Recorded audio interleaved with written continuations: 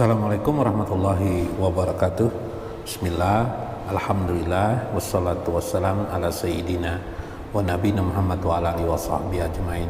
Hadirin jamaah musta'lim yang berbahagia baina insyaallah.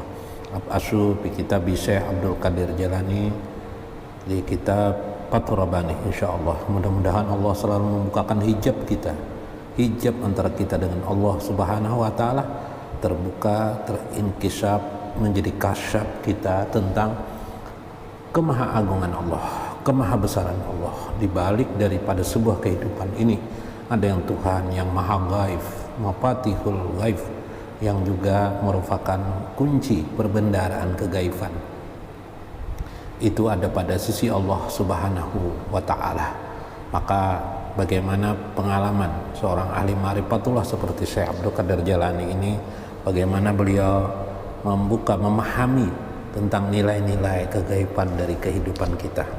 Di antara hal yang beliau dianjurkan kita dalam berdoa kepada Allah adalah seperti kalimat di dalam hadis Nabi, Allahumma as'alukal afwa wal afiyah. Ya Allah, hamba mohon kepada Engkau afun, kemaafan Engkau ya Allah, wal afiyah, dan kemapanan, kesehatan. Tentu maksudnya adalah kesehatan jiwa dan jasmani dan jiwa. Janganlah Anda belajar agama, tubuh Anda justru jadi rapuh, ada apa? Tapi jadilah orang yang memahami agama, tubuh Anda menjadi sehat, afiat, jiwa karena dipengaruhi oleh jiwa Anda yang sehat, maka jadilah Anda orang yang sehat dan afiat. Itulah yang dikehendaki oleh Syekh Abdul Qadir Jalani. Karena itu umur Syekh Abdul Qadir Jalani sampai 90 tahunan. Nah, kalau di Kalimantan Selatan ada nama Syekh Muhammad Arsyad Al-Banjari, umurnya sampai 125 tahun. Ini ada riwayat mengatakan 150, ada 125, ada yang 105 tahun. Ini menunjuk bahwa kesehatan jasmani mereka itu sangat kuat ya, sangat kuat,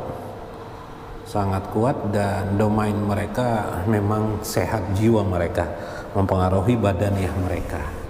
Tidak suka berkeluh kesah, diantaranya adalah mereka yang tidak berkeluh kesah. Karena kenapa mereka tidak berkeluh kesah sementara pada umumnya manusia itu suka berkeluh kesah? Karena ada resep mereka. Resepnya adalah ternyata ada di dalam dunia ilmu ma'rifatullah, karena mereka ma'rifatullah.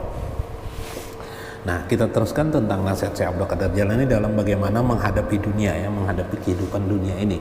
Termasuk juga mudah-mudahan Allah dengan cara-cara ini Allah akan memberikan cara-cara lain yang di luar kebiasaan pikiran kita.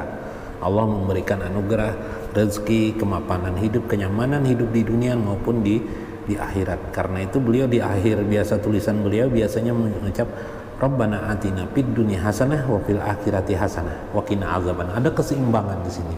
Keseimbangan. Hanya nanti dalam kupasannya kadang-kadang amat bergantung kepada hati, karena memang posisi kita biasa dalam kehidupan ini miring juga. Miringnya kemana? Miring ke hedonisme, miring kepada materialistis ya. Materialistis, kita hanya memahami johir saja, yang kulit saja biasanya. Kenikmatan itu kenikmatan kulit tanpa memikirkan hal yang batin. Maka beliau di posisi mengingatkan tentang kelezatan batinnya, mengingatkan tentang kehebatan batinnya dan kemanfaatannya bila kita juga mengimbangi jiwa kita, diri kita dengan hal yang bersifat batinnya.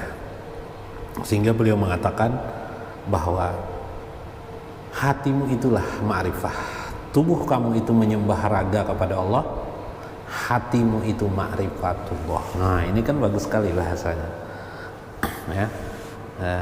Versi daripada Syekh Abdul Qadir Jalani, ikna bihaja fahasib.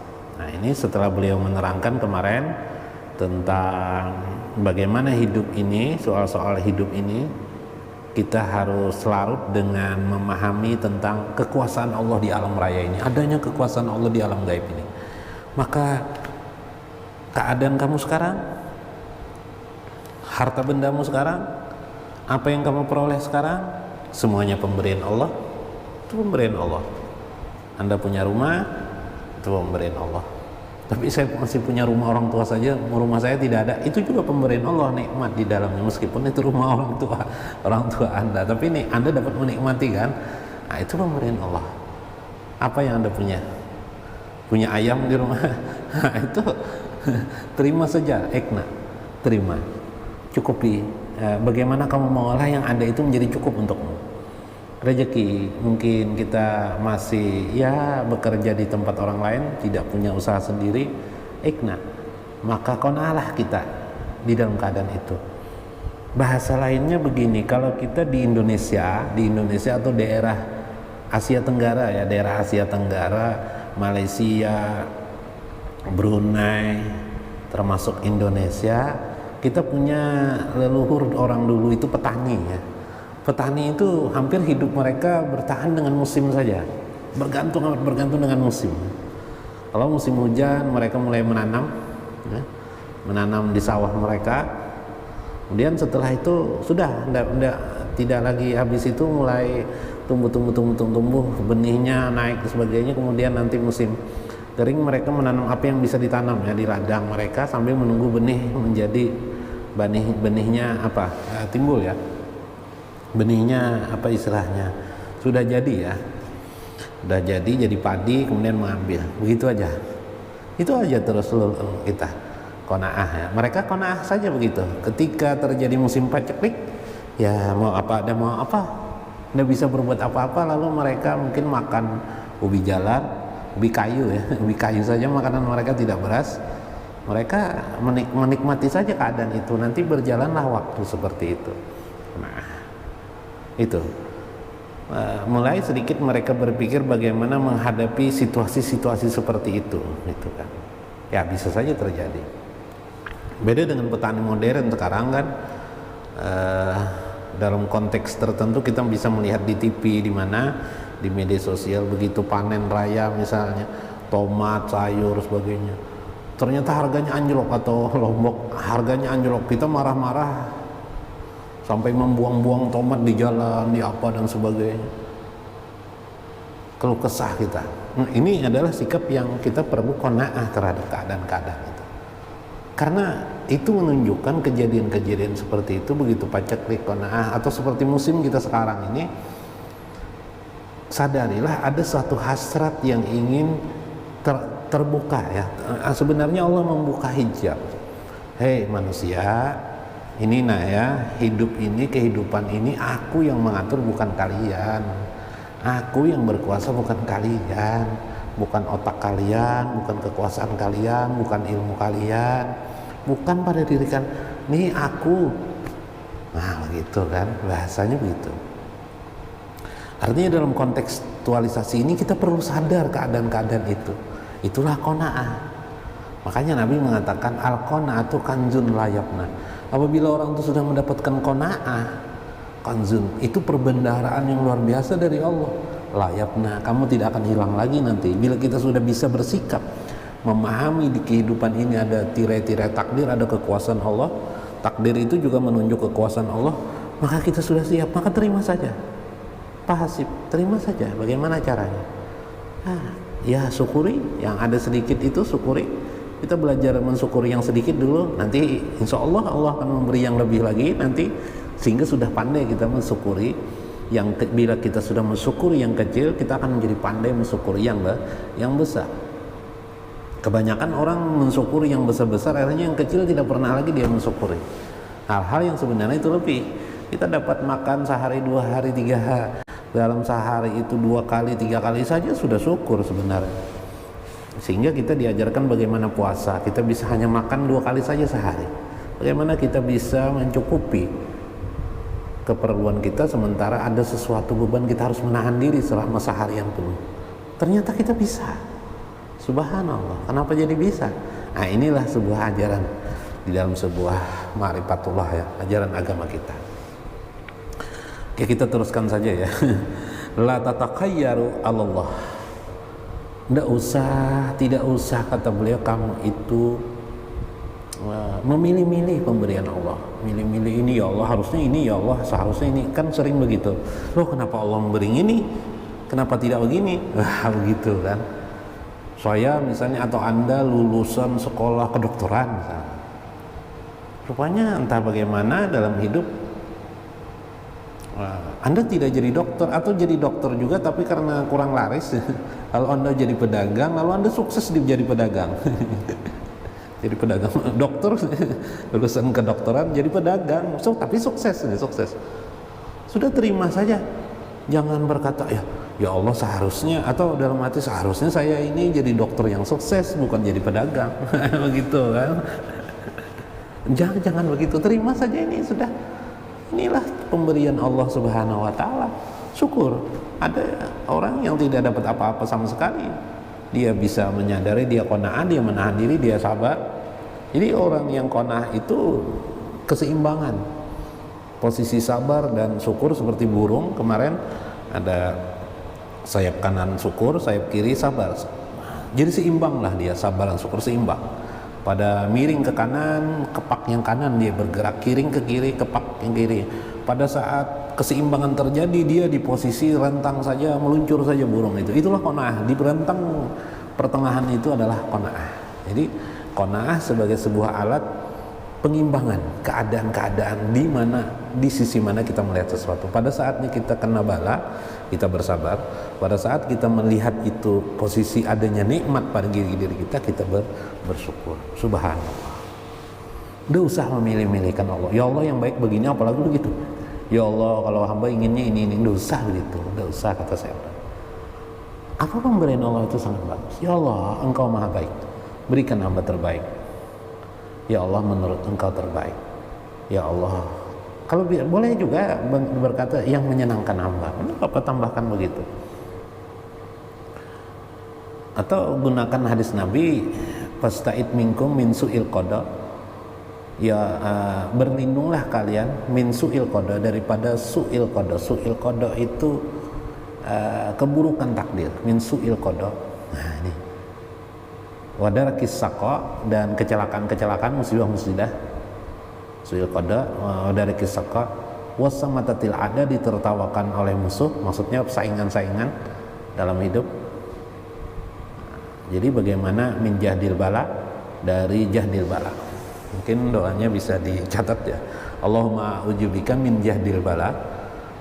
Ya Allah, hamba berlindung kepada Engkau dari serbuan bencana bala, wajahdil bala, wadarakis saqa, dari kecelakaan, dari kesusahan kecelakaan, wasu'il qada, wasu'il qada, takdir yang tidak bagus, nasib yang tidak bagus begitu ya, nasib yang tidak baik, wasamatatil ada, dan ditertawakan oleh musuh. Itu bagus dibaca juga. Nah, jadi sudah ada kita rantainya mengimbangi. Jadi kita tinggal meminta lagi posisi Allahumma as'alukal afwa wal afiyah, pandai bersyukur. Allahumma as'aluka syukran kasiran, Allahumma as'aluka syukran kasiran. Ya Allah, perbanyak bagi hamba syukran kasiran, syukur yang banyak, wasabran jamilan, dan sabar yang itu menjadi indah. Nah, enak sebenarnya kan, dosa memilih-milihkan Allah. Ya alhamdulillah kalau diberi ini, alhamdulillah. Yang penting tetap dalam ridho Allah Subhanahu wa ta'ala. Silahkan Anda mau jadi kaya tapi dalam ridho Allah. Silahkan Anda menjadi orang miskin tapi tetap dalam ridho Allah. Silahkan Anda dalam hidup yang susah tapi tetap harus dalam ridho Allah. Silahkan Anda senang tapi dalam ridho Allah. Ini maksudnya. Jadi qanaah itu seperti alat untuk apa ya, istilahnya alat kalau di tape recorder itu, atau di alat musik itu apa namanya, stabilizer ya, stabilizer mungkin ya, qanaah. Wala tatazabbar, jangan engkau memaksa-maksa Allah, dosa juga. Misalnya, ya Allah jadikan hamba kaya, kalau hamba tidak kaya susah sekali hidup hamba ini, sebagai maksa-maksa, malas. Begitulah, sabar saja. Allah akan memberikan kepada kita. Percayalah. Nih, Syekh Abdul Qadir Jailani ini ingin mengisahkan tentang betapa kita harusnya percaya benar kepada Allah, percaya, bersangka baik saja dengan Allah, bersangka baik terus dengan Allah. Karena kebanyakan kita susah bersangka baik sendiri. Kalau Anda memaksa-maksa Allah, mengatur-ngatur Allah, bukan kamu yang diatur Allah. Nah, ini apa bahayanya? Fa innahu yaksimuka la tatajabbaru 'alallahi ta'ala wa 'ala khalqihi bisyababika wa quwwatika wa malika fa innahu yaqtisu bika. Nah, ini yang paling berat. Kalau kamu juga masih memaksa-maksa Allah, mengatur-ngatur Allah dengan akal pikiranmu, menurut kamu baik, menurut kamu harus begini, harus begitu sebagainya, maka sesungguhnya dialah yang akan bisa memaksa kamu. Kalau dia sudah memaksa gimana? Ayo. Karena itu Nabi juga mengajarkan kepada kita agar kita selalu berhadap dengan Allah itu di pintu rahman rahim Allah, di pintu kasih sayang Allah, di pintu ya kasih sayang Allah. Jangan berani-berani di pintu keadilan Allah, jangan berani-berani di pintu al-haq kebenaran Allah, jangan al-qahar Allah, jangan berani membuka pintu di situ untuk meminta, jangan dosa. Di pintu rahman rahim saja supaya kita tidak mengatur Allah. Bagaimana itu maksudnya? Ini seperti itu, kita kan memaksa-maksa Allah kadang-kadang. Fa innahu yaksimuka la tatajabbaru 'ala Allah ta'ala wa 'ala khalqihi bisababika. Maka sesungguhnya dia akan memaksa kamu. Dia tidak bisa dipaksa oleh kamu, tapi dialah yang akan memaksa kamu. Maka kebesarannya ditujukan atas pengaturan ala khalqihi, atas segala makhluk ciptaannya. Maka tinggalkanlah bisyababika wa quwwatika, karena engkau merasa sabab ini kan merasa pemuda, kamu masih merasa umur muda gitu, gairah muda, lalu ini memaksakan kehendak. Pokoknya kalau bahasa Banjar tampulu masih muda, kalau bahasa Indonesianya mending aku masih muda, jadi aku harus mengeluarkan segala potensiku untuk mencari kekayaan. Nah, ini kan bahaya juga ini. Coba kalau nanti sakit kamu gimana? Ya. Kecelakaan banyak kan? Ya, dia bekerja, kamu mencari uang, kecelakaan dia. Apa yang bisa terjadi? Hati-hati kata saya, hati-hati kamu memaksakan kepemudaanmu, kamu memaksakan gairah mudamu, hati-hati. Wa quwwatika, atau memaksakan kekuatanmu, wa malika, atau kamu punya harta banyak, kamu paksakan itu, hati-hati. Fa innahu yabtisu bika, dia Allah bisa memusnahkan kalau dia menghendaki, tapi Allah tidak pernah menzalim hambanya. Karena di dalam kalimat lain saya Abdul Qadir mengatakan inna rabbaka bijalamilil abid. Jadi Allah itu tidak pernah menzalim hambanya. Tapi kenapa jadi celaka? Berarti Allah tidak melindungi kamu. Pada saat kita kecelakaan, pada saat kita jatuh miskin atau jatuh sakit, saat itu Allah tidak melindungi kita. Maka pada saat Allah tidak melindungi kita, kita jadi celaka. Karena selama ini hidup kita, setiap napas kita ini sebenarnya bergantung dilindungi Allah. Sebenarnya kata saya kita ini dilindungi Allah. Tapi kenapa kamu tidak sadar, kata saya karena itu kamu pernah sabar ya, kamu itu pun dalam perlindungan Allah, kamu itu berjalan, ibaratnya berjalan di atas rel orang lain, di atas rel ketuhanan, di atas rel Allah. Kalau Allah tidak melindungi kamu, kamu celaka, macam-macam lah kamu ya, musibah yang beruntun, apa macam-macam, patut alaika, cepatnya kamu taubat, kata saya berkata. Wa ya'khuzuka aqzamin aqzihi, maka dia akan merenggut keadaan itu kalau Allah sudah tidak melindungimu. Wa ya'khuzuka, maka sesuatu itu akan merenggutmu, aqzamin aqzihi, satu renggutan dari renggutan yang sangat menakutkan. Itu di dunia. Artinya kalau Allah sudah tidak melindungi, waduh, siapapun dia bisa membantu kita. Ini kesusahan kita. Ada orang kaya tiba-tiba jatuh miskin, direnggut Allah memiskin. Allah tidak memiskinkan, cuma Allah tidak melindungi dia. Karena selama ini dia kaya, Allah melindunginya. Selama ini dia kaya, Allah memberikan nikmat rezeki kepadanya. Tiba-tiba Allah tidak melindunginya, jatuhlah dia, bangkrutlah dia. Na'udzubillah, menjalik dalam keadaan seperti itu. Maka kita perlu memahami keadaan-keadaannya sebelum hal sesuatu itu terjadi. Itu maksud beliau. Fa'in aqadahu alimun sadid, maka renggutan itu juga bagaikan juga nanti di akhirat ada ajab Allah, alimun sadid, sangat pedih dan bersangat-sangatan, sadidun, keras sekali. Di akhirat pun juga kita minta perlindungan Allah.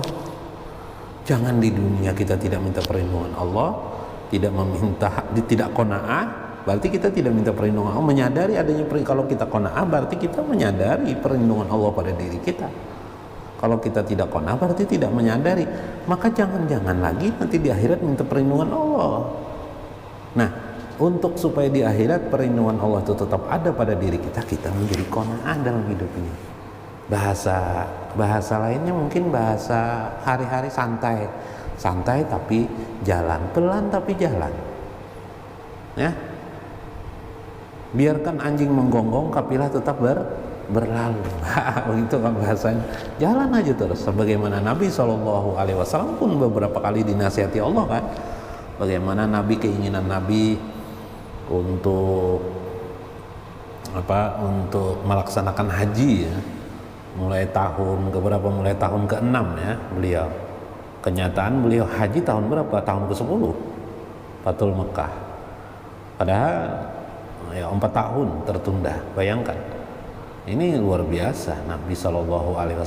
Bagaimana Allah mengaturkan kepada Nabi satu keadaan-keadaan yang ketika Nabi memaksakan kehendaknya pada tahun ke-6, ternyata apa? Orang-orang Arab jahiliyah tidak siap kedatangan Nabi itu. Hampir terjadi konflik ketika itu, padahal para sahabat waktu sudah pakaian ihram. Bayangkan dari Madinah ke kota Mekah, perjalanan hampir 500 km, perjalanan dengan unta dan jalan kaki para sahabat. Sampai di tempat itu tidak bisa malah melaksanakan haji. Coba Anda bayangkan 500 km melakukan perjalanan, tidak ada mobil seperti kita sekarang. Lelahnya bukan main, di sana malah ditahan. Kalau belum waktunya, Allah menentukan nggak bisa. Ini Nabi, apalagi kita kan, cuma karena kita ini tidak tahu. Kalau Nabi kan enak aja, sambil di sana kan ditegur Allah. Nah ini kan Nabi. Kalau kita, nah kita harus perlu ruang hati kita, membesarkan hati kita, perlu ruang untuk memahami korinah-korinah yang ada di alam semesta ini. Adanya kehendak Allah Subhanahu wa Ta'ala dalam kehidupan yang maha gaib ini, kita pahami bagaimana kita memahami kegaib. Maka apabila kita dapat seperti itu, tunggu, Allah itu maha baik, akan maha baik kepada kita. Subhanallah, indah sekali. Jadi ini modern sekali pembahasan beliau ini, bisa kita pahami dalam konteks modern sekarang. Belajar bagaimana kita menjadi sikap yang tegap pendirian dan jiwa kita menghadapi keadaan-keadaan kenyataan ini. Kita tutup, Allahumma as'aluka farjan qariban wa sabran jamilan wa syukran kasiran wa rizqan kasiran wa wasi'an wa rizqan thayyiban. Wallahu a'lamu bishawab, wallahul muwaffiq wa qamatarик. Assalamualaikum warahmatullahi wabarakatuh.